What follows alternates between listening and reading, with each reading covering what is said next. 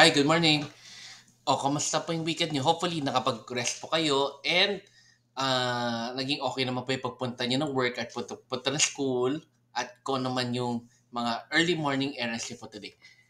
Alam niyo, maganda po yung topic today from Mass. Actually, maganda rin yung messages ng Diyos sa atin today. Kaya, let's discuss it. Okay, number one, the material things given to us as blessings should be used for well-being and salvation. So, ibig sabihin po nito, yung mga blessings na nakukuha po natin ng material, lalo na yung gumaganda po yung kita po natin, yung gumaganda po yung sitwasyon natin sa buhay, dapat gamitin po natin yun para mabuhay tayo ng tama. Saka, for the salvation part, syempre, para salba tayo sa heaven, ang ibig sabihin po nun is itulong po natin sa kapwa po natin. Kumbaga, like sinasabi nga ng Diyos na yung mga blessings na binibigay sa atin, idinadaan ng Diyos sa atin para makatulong po tayo sa kapwa. Or kung ano man yung nare-receive na tulong ng kapwa po natin mula sa atin, ang Diyos mismo ang nagdadaan nun through us. Kumbaga, ginagamit lang tayo ng Diyos para maging blessing sa ibang tao. So, sana po magawa po natin yun. Lalo na yung mga taong sobra-sobra ang material things na naibibigay sa kanila ng Diyos. Next, we should ready to go or to die in order to reach heaven. Ibig sabihin po nito, sinasabi ng Diyos sa atin na maging ready po tayo na if ever man, panahon na natin mamatay or panahon na po natin talagang pumunta sa langit, dapat ready po tayo doon at hindi po dapat tayo parang attached sa mga material things or wealth natin dito sa mundo. Like sinasabi nga sa kanina ni Father, ngayon ko lang natandaan, wag po tayo maging attached masyado sa status po natin sa buhay, sa posisyon po natin sa buhay, sa laki po ng pera na naipon natin or sa laki ng kinikita po natin sa buhay kasi hindi naman yun ang magiging totoong buhay po natin. Ang totoong buhay po natin is makasama ang Diyos sa heaven. Kaya nga dapat huwag tayo maging attached sa mga material things sa mundo na to at gamitin po natin sa tama yung mga material things na nagiging blessings po sa atin mula po sa Diyos. Okay? Number 3, we should store our treasures in heaven by doing God's will. Ayan, napakasimple po at napaka-eksakto nung gusto sabihin sa atin ng Diyos na ang kayamanan po natin is nasa heaven. Like sabi nga ni Father, we are citizens of heaven, hindi dito sa mundo na to. So, lahat po dapat ng mga ginagawa po natin araw-araw or kung ano man yung ginagawa natin sa buhay natin, dapat yung mga treasures na yun or mga bagay na nakabutihan, yun na magbibigay sa atin ng kayabanan na nasa store sa heaven. Kaya, huwag tayong manghinayang kung hindi naman lahat tayo pinagpala ngayon materially sa mundo na to or hindi tayo sikat or hindi tayo mayaman. Pero nasa loob po naman natin ang paggagawa ng kabutihan sa kapwa or pagsunod sa gusto ng Diyos na makaturo niya, ang will niya, nakakadagdag po yun sa mga kayamanan po natin sa langit kapag namatay na po tayo.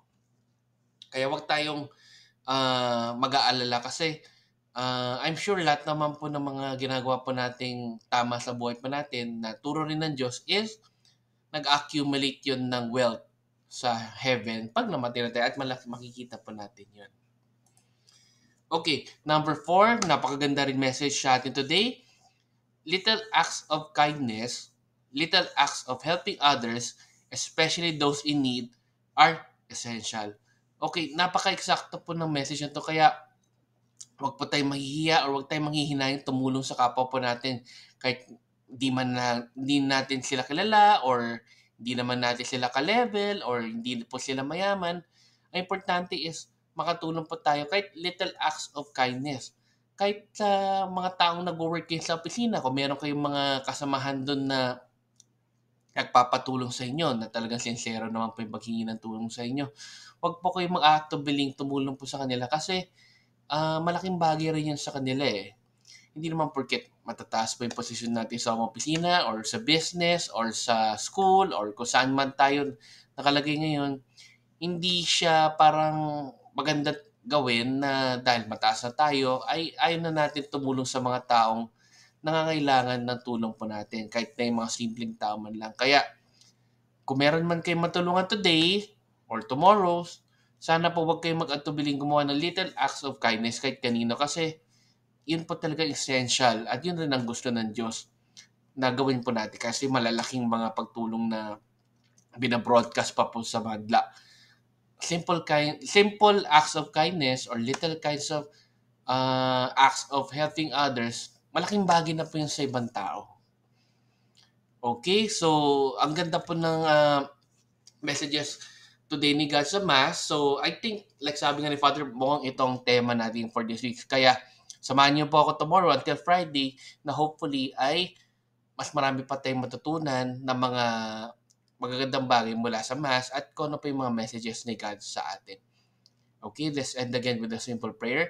In the name of Father, Son, the Spirit. Amen. Lord, sana po ay maging masanurin po kami at wag po kaming maging mayabang to do little acts of kindness to others, lalo na po yung mga nangangailangan. Sana po ma-realize po namin na hindi po ang pagiging attached sa mga material na bagay sa mundo na ito ang importante. Ang importante as yung mga material things na nakakamit namin ngayon or binibigay niyo pa sa amin ay may tulong po rin namin sa ibang tao at maging blessing rin po kami sa ibang tao. Ang isa pa po ay sana ma-realize po rin namin na kung ano man yung mga kabutihan na ginagawa namin, huwag kami manghinayang kasi nagsa-store rin po ng treasures po yun sa heaven. And maraming salamat po Lord for this day.